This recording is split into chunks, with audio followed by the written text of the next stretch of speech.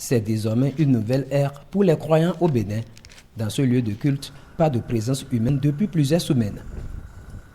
Conséquence, pas d'études bibliques ni séances de prière faites d'habitude en semaine.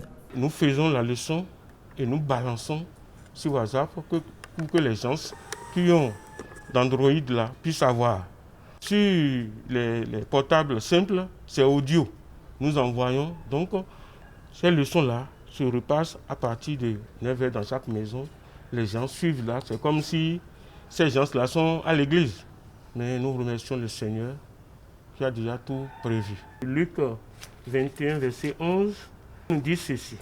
Il y aura de grands tremblements de terre et en divers lieux, des pestes et des famines. Il y aura des phénomènes terribles et de grands signes dans le ciel. Le Covid-19 a tout bouleversé. Sans la participation des fidèles, des prêtres disent toujours au moins une messe au quotidien, mais à domicile.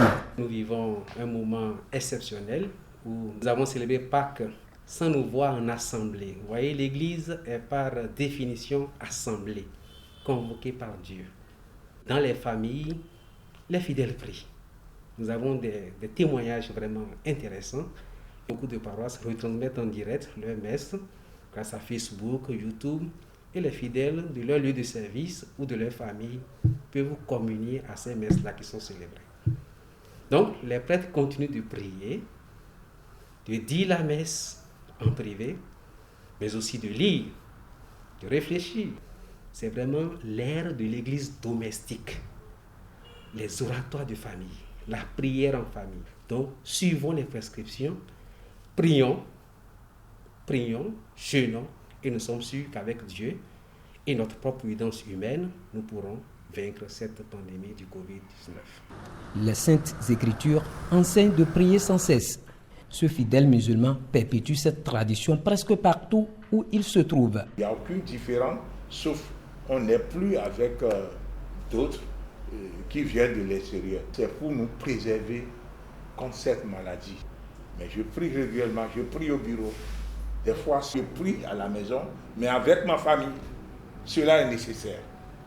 En dehors de cela, je crois que tout le monde a compris que c'est un mal qui est arrivé et il faut tout faire pour l'éviter. En raison du coronavirus, la mesure de fermeture des lieux de culte, mosquées, églises et temples reste en vigueur jusqu'au 10 mai 2020. Sur toute l'étendue du territoire national, le mois de Ramadan démarre dans ce contexte. Les fidèles musulmans sont contraints de poursuivre leur adaptation à la situation.